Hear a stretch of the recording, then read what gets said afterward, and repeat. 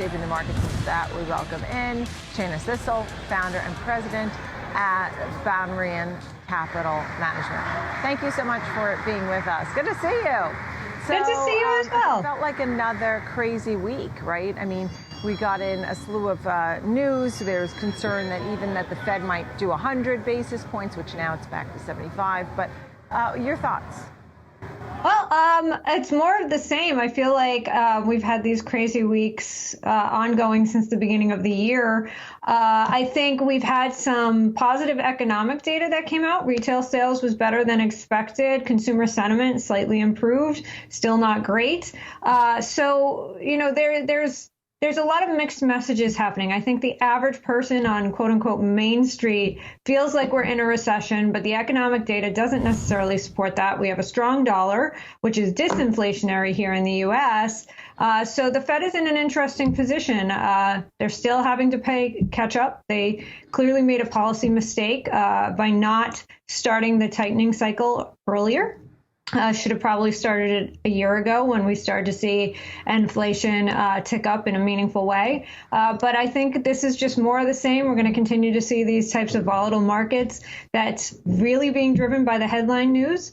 So every time the headline changes, we'll see that change in the market sentiment. Right. Understood.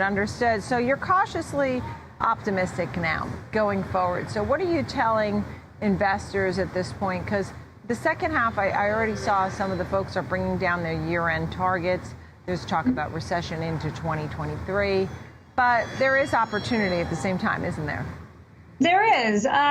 I think that it is wise to bring down year-end targets. A lot of folks had year-end targets that were completely unrealistic. I really think that anybody who had a target above 4,500 for the S&P in general was way too optimistic. But now I think they're overcorrecting. I saw yesterday one analyst brought down their year-end number to about 3,800, 3,850, and I think that that might be a little too negative, and that is normal. I mean, analysts tend to overcorrect as they feel the pressure of the negative sentiment. I think we're more likely to be at a 4,100, 4,200 S&P at the end of the year. And I say that because midterm elections, which haven't been getting the news that they normally would, are typically positive for markets. Markets typically bounce hard off the midterm election results. And I think that that will be particularly true if we see a shift in leadership in both the House and the Senate, which is a serious probability. I think that will be positive for the markets. And I think that'll be a catalyst for the markets to go higher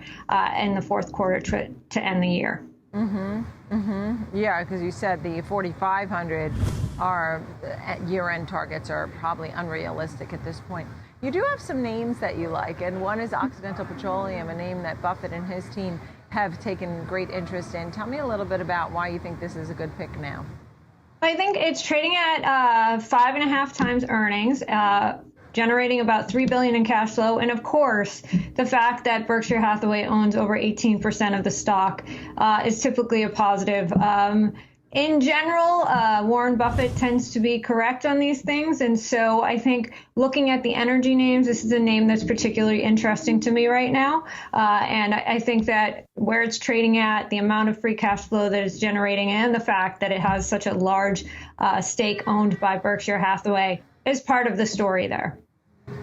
Right, understood. And I agree with you. I mean, we've seen it over the many, many years as Buffett started to take stakes in things, people would jump on board believing in his ideas. You also have NVIDIA and Marvell here. Tell me a little bit about those two. All right, so these are a little more controversial. NVIDIA is probably the most out there of my picks. NVIDIA, it does have consumer exposure. The gaming exposure that they have is certainly a concern, but they have significant growth in their data center business. While it's still trading at a premium to its peers and to the market, the stock has always traded at a premium.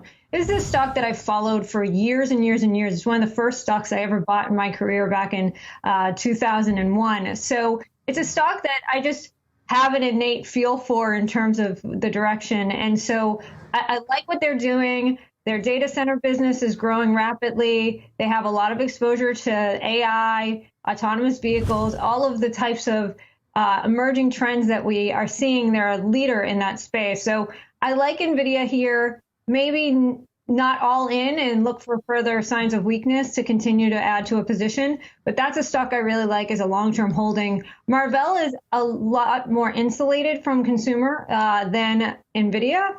Its exposure is almost exclusively data center and 5G. The stock is really beaten up. It's trading at the market multiple. And I think that this is, again, another opportunity to buy a good name, a good stock that has a lot of demand for its business. It's been held back by supply chain issues. And so management has really worked to address those concerns and to address the backlog of demand that they have. But the company clearly has demand for its business. And again, another long-term holding that I think on weakness, I'm going to be continuing to add to that position. Yeah, great to see you. I really always love having you on the show. Thank you so very much. Shana Sissel of Banríon Capital Management. Thank you. Thank you. Plenty more to come right here on Trading 360.